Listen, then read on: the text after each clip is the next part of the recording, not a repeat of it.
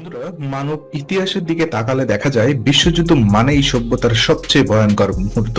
প্রথম বিশ্বযুদ্ধে প্রায় 2 কোটি মানুষ মারা গিয়েছিল। দ্বিতীয় বিশ্বযুদ্ধে সেই সংখ্যা বেড়ে দাঁড়ায় 7 কোটির বেশি। আর শুধু মানুষ নয়, অর্থনীতি, রাজনীতি, প্রযুক্তি, সংস্কৃতি সবকিছুই মানচিত্র পাল্টে যায়। আজ আমরা দাঁড়িয়ে আছি 21 শতকের মাঝামাঝি সময়, যখন প্রযুক্তি অবিশ্বাস্য উন্নতি করেছে, কিন্তু একই সাথে যুদ্ধের ঝুঁকিও বেড়েছে বহুগুণে। তাই প্রশ্ন হচ্ছে, যদি তৃতীয় বিশ্বযুদ্ধ শুরু হয় তবে সেটি কেমন হবে, কোথায় শুরু হবে, কোন দেশ কোন দিকে দাঁড়াবে এবং যুদ্ধ শেষে পৃথিবীর মানচিত্র কেমন দেখা যাবে। আজকের আলোচনায় আমরা যাব ইতিহাস থেকে বর্তমান, তারপরে ভবিষ্যতের সম্ভাবনা পর্যন্ত। প্রথমত বিশ্বযুদ্ধের প্রেক্ষাপট আমরা আলোকপাত করব। প্রথম বিশ্বযুদ্ধ হয়েছিল মূলত উপনিবেশ আর ক্ষমতার লড়াই থেকে। দ্বিতীয় বিশ্বযুদ্ধ শুরু হয়েছিল হিটলারের উচ্চাভিলাষী ফ্যাসিবাদ এবং অর্থনৈতিক সংকটের কারণে। কিন্তু 21 শতকের প্রেক্ষাপটে অনেক আলাদা। এখনকার দেশগুলো সরাসরি যুদ্ধে যেতে ভয় পায়। সবাই জানে সবার হাতেই আছে ধ্বংসাত্মক পারমাণবিক অস্ত্র, তাই যুদ্ধগুলো চলছে প্রক্সি আকারে। উদাহরণ হিসেবে রাশিয়া ইউক্রেন সংঘাত, আমেরিকা আফগানিস্তান অভিযান, সিরিয়া যুদ্ধ কিংবা চীন তাইওয়ান নিয়ে উত্তেজনা। ইতিহাস আমাদের শেখায় যুদ্ধ কখনো হঠাৎ শুরু হয় না। আগে ছোট ছোট সংঘাত, রাজনৈতিক উত্তেজনা আর অর্থনৈতিক প্রতিযোগিতা জমতে থাকে, তারপরে হঠাৎ করেই বড় বিস্ফোরণ ঘটে। আজ পৃথিবী সেই অবস্থানেই দাঁড়িয়ে আছে। সম্ভাব্য সূত্রস্থলগুলো আমি যদি দেখে নিই, যেমন বিশেষজ্ঞরা বলছে তৃতীয় বিশ্বযুদ্ধ শুরু হতে পারে 3টি হটস্পট থেকে, যেমন ইউক্রেন রাশিয়ার যুদ্ধ। ইতিমধ্যেই রাশিয়া ইউক্রেনে প্রবল আক্রমণ চালিয়েছে, ন্যাটো দেশগুলো অস্ত্র দিয়ে সাহায্য করছে। এই যুদ্ধ যদি আরো ছড়িয়ে পড়ে তবে আমেরিকা ও ইউরোপ সরাসরি জড়িয়ে পড়তে পারে। চীন তাইওয়ান, চীন মনে করে তাইওয়ান তাদের অংশ, কিন্তু আমেরিকা তাইওয়ানকে সমর্থন দিচ্ছে। যদিও তাইওয়ান ইস্যুতে সংঘাত শুরু হয় তবে পুরো এশিয়া কেঁপে উঠবে। মধ্যপ্রাচ্য, ইসরায়েল প্যালেস্টাইন সংঘাত, ইরান বনাম আমেরিকা, এসব যে কোনো মুহূর্তে বড় যুদ্ধের রূপ নিতে পারে। অর্থাৎ যুদ্ধের আগুন যে কোনো সময় জ্বলে উঠতে পারে, আর সেটা হতে পারে ইউরোপ, এশিয়া কিংবা মধ্যপ্রাচ্যে।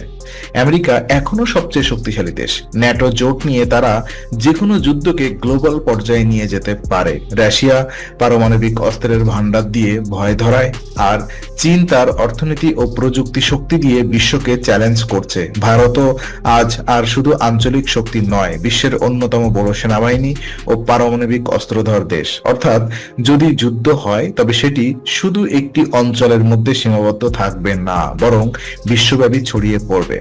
হিরোশিমা আর নাগাসাকির বোমা ধ্বংস আজও মানবজাতির মনে গেঁথে আছে, অথচ সেই সময়কার বোমা আজকের বোমার তুলনায় অনেক ছোট ছিল।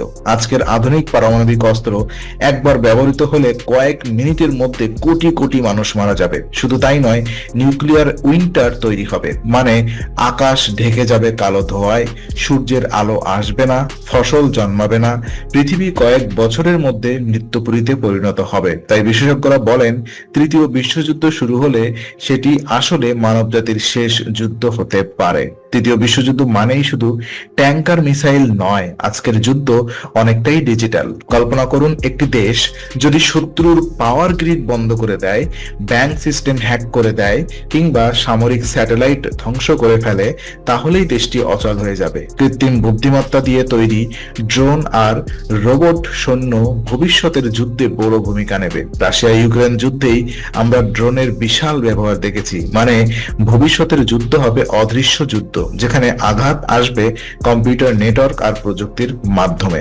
অর্থনৈতিক যুদ্ধ নিয়ে যদি আমরা বিশ্লেষণ করি, তো যুদ্ধের আরেকটি রূপ হলো অর্থনৈতিক যুদ্ধ।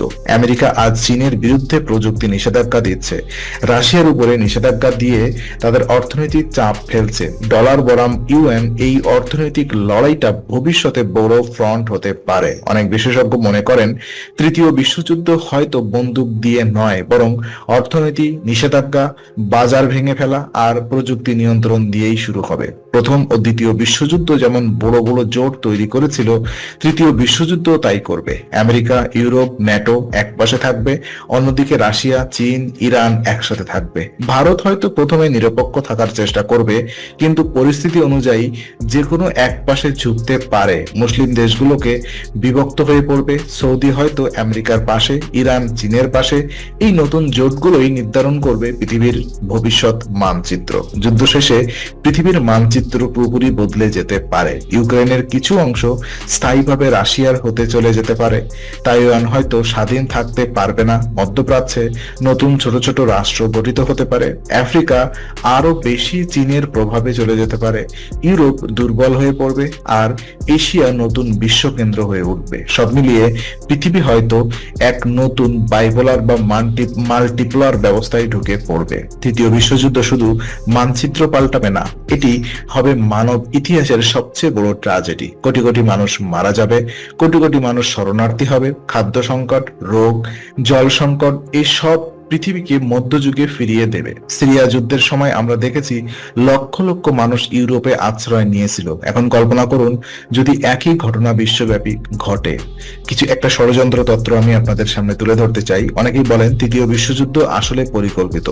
অস্ত্র ব্যবসায়ী, তেল কোম্পানি, এমনকি সুপার পাওয়ার দেশগুলো যুদ্ধ চাই, কারণ যুদ্ধ মানেই অর্থ উপার্জন। কেউ আবার বলে নিউ ওয়ার্ল্ড অর্ডার তৈরি করার জন্য ইচ্ছাকৃতভাবে বড় যুদ্ধ তৈরি করা হতে পারে। যদিও এসব প্রমাণিত নয়, কিন্তু ইতিহাস প্রমাণ করে যুদ্ধের আড়ালে সব সময় থাকে ক্ষমতা আর অর্থের খেলা।